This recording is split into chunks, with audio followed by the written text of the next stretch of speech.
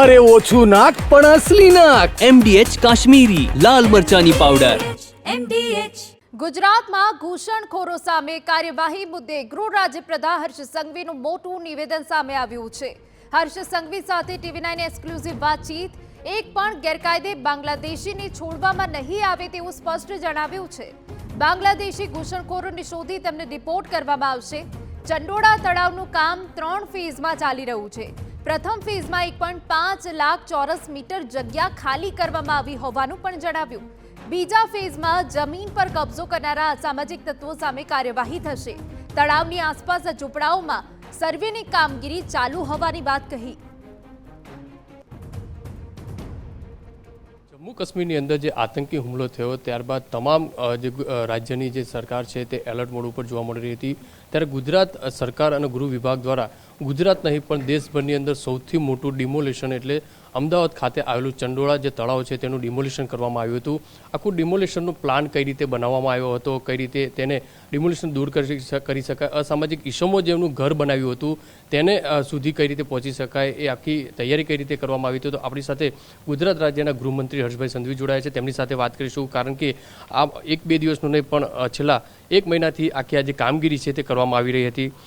Harshbhai, Chandola તળાવનું demolition સૌથી મોટું કહી શકાય ગુજરાત માટે. કઈ રીતે આખો પ્લાન બનાવવામાં આવ્યો હતો, કઈ રીતે ત્યાં સુધી પહોંચાયું? ચંડોળા તળાવનો જો ઇતિહાસ તમે એકદમ બારીકાઈથી જોશો તો 40-50 વર્ષથી તબક્કાવાર ત્યાં ધીરે ધીરે ત્યાં અતિક્રમણ વધતું ગયું. 2010માં મોદી સાહેબ જ્યારે અહીંયા મુખ્યમંત્રી હતા ત્યારે પહેલીવાર ચંડોળા તળાવને સાફ કરવાની કામગીરી ચાલુ કરવામાં આવી. First time in the history. ખૂબ મોટા પાયે ડિમોલિશન થયું, પરંતુ અમુક પક્ષો દ્વારા જે આ પ્રકારના ઘૂસપેટીઓને પોતાની વોટ બેંક બનાવતા હોય છે એવા લોકો દ્વારા અલગ અલગ કોર્ટના અને લીગલ સહારાઓ લઈને ક્યાંક ને ક્યાંક સ્ટે અને આ પ્રક્રિયા લંબાવવા માટેનું કામગીરી કરવામાં આવી.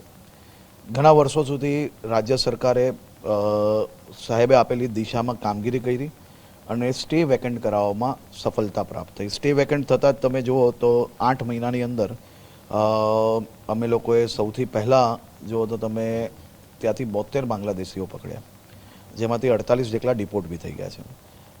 એના પછી આનું આખું સર્વે કરવામાં આવ્યું. સર્વે જોડે લીગલ એસ્પેક્ટથી બી સર્વે કરવું પડતું હોય છે કે જેમાં દરેક વર્ષના મેપિંગ, દરેક વર્ષની જે ફોટોગ્રાફી છે બધી જ વસ્તુઓ તૈયાર થઈ, સર્વે પૂર્ણ થયું.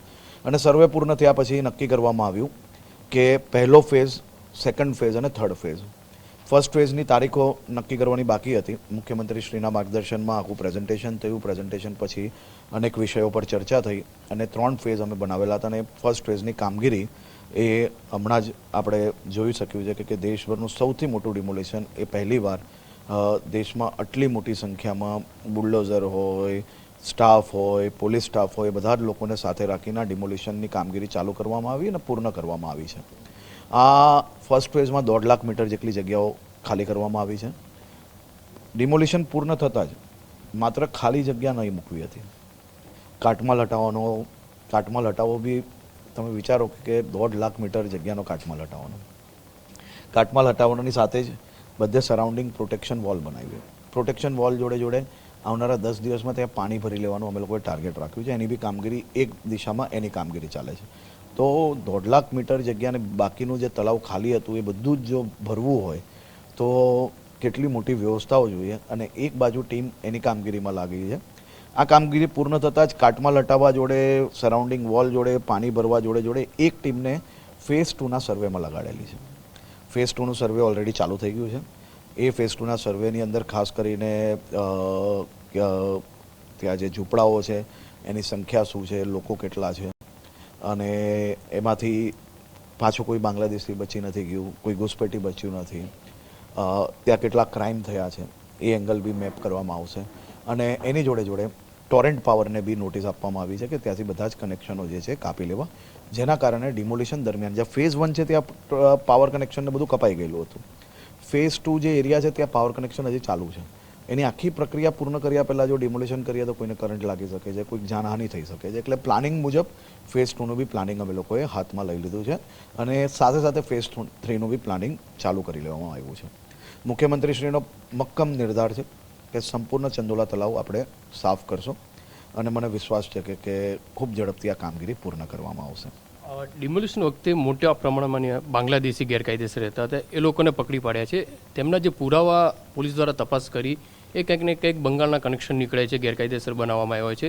એટલે કહી શકાય છે કે બંગલા સરકારને આ બાબતે કંઈક ખ્યાલ હતો કે જો હું આ બાબતે કોઈ બી રાજકીય ટિપ્પણી નથી આપવા માંગતો, પરંતુ એ વાત સાચી છે કે મોટાભાગના લોકો બંગાળના 2-3 જિલ્લાઓના ગવર્મેન્ટ ડોક્યુમેન્ટ્સ બનાવવામાં સફળતા પ્રાપ્ત કરી છે, પરંતુ એમાંના મોટાભાગના લોકોને આપણે બાંગ્લાદેશી પુરવાર કરવામાં બી સફળતા પ્રાપ્ત કરી છે, કે જે સૌથી મોટું કામગીરી ગુજરાત પોલીસ દ્વારા છેલ્લા અમુક દિવસની અંદર કરવામાં આવી છે. 3 જેટલી ટીમ અમારી ઓલરેડી બંગાળ ગઈ છે અને ત્યાંની સરકાર જોડે મળીને જરૂરથી સંપૂર્ણ માહિતી આપીને, ત્યાંની લોકલ ટીમને માહિતી આપીને આ બાબતની ઊંડાણપૂર્વક તપાસ અમે લોકો કરીશું અને અમને સફળતા જરૂરથી પ્રાપ્ત થશે. બંગાળ એન્ટ્રીનું કામ કરી રહી તેવું લાગે?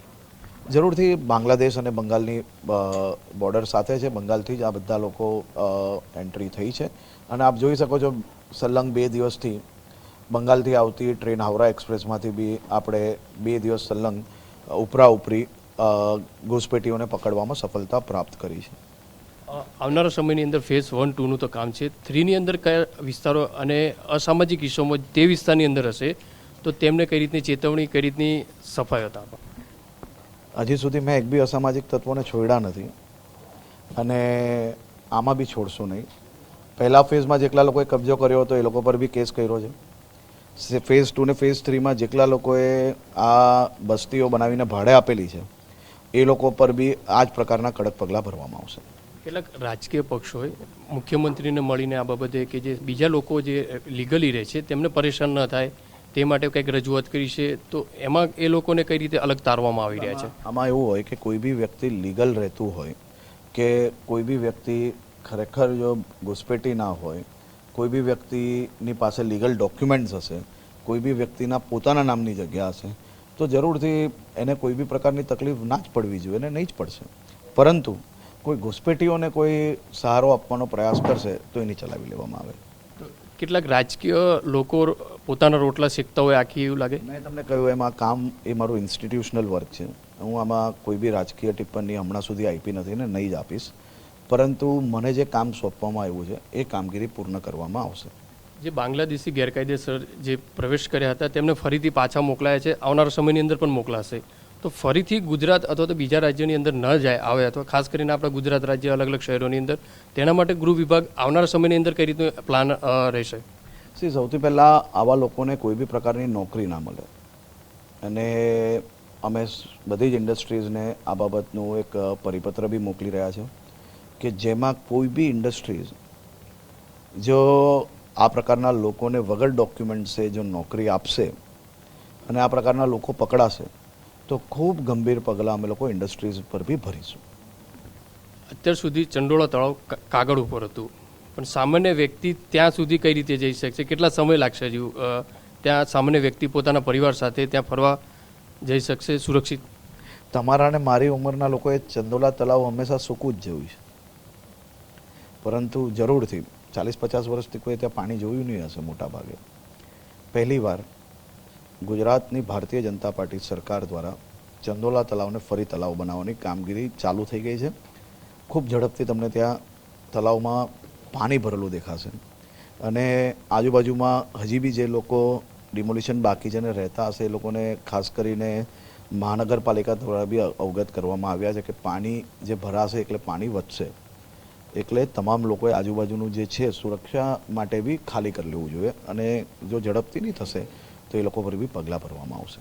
આ હતા ચંડોળા તળાવના લાલા બિહારી.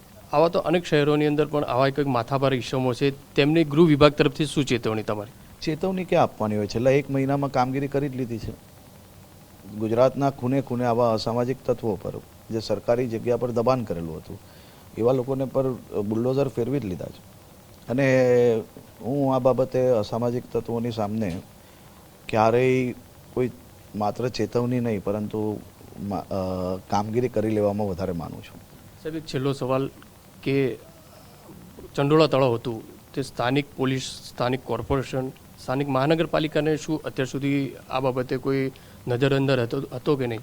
આમાં હું કોઈ વિભાગને હું એમ બી નથી કહેતો કે કોઈની ભૂલ નહીં હશે અને હું એમ બી નથી કહેતો કે કોઈની ભૂલ હશે, કારણ કે લીગલ એસ્પેક્ટ મેં તમને જે કહ્યા એ જ્યારે આટલા બધા ચાલતા હોય કોર્ટોની અંદર ત્યારે વિભાગોની જે પરિસ્થિતિ હોય છે એ હું સમજું છું. એટલા માટે હું હમણાં એમાં નથી પડવા માંગતો, પરંતુ હમણાં અમે બધા જ લોકો એક ટીમ તરીકે આ સંપૂર્ણ ચંદોલા તલાવ સાફ કરવામાં એ દિશામાં આગળ વધી રહ્યા છે. સાહેબ ગુજરાતની અંદર બાંગ્લાદેશોને ઘુસાડવા માટે કેટલાક એજન્ટો જે સક્રિય હોય છે, એજન્ટોની સૌથી મહત્વની ભૂમિકા હોય છે. તો આવનાર સમયે બીજા ફેઝની અંદર પોલીસની વાત કરીએ તો એજન્ટો અથવા તો જે ઘૂસણખોરી કરતા લોકો સામે કોઈ એક્શન?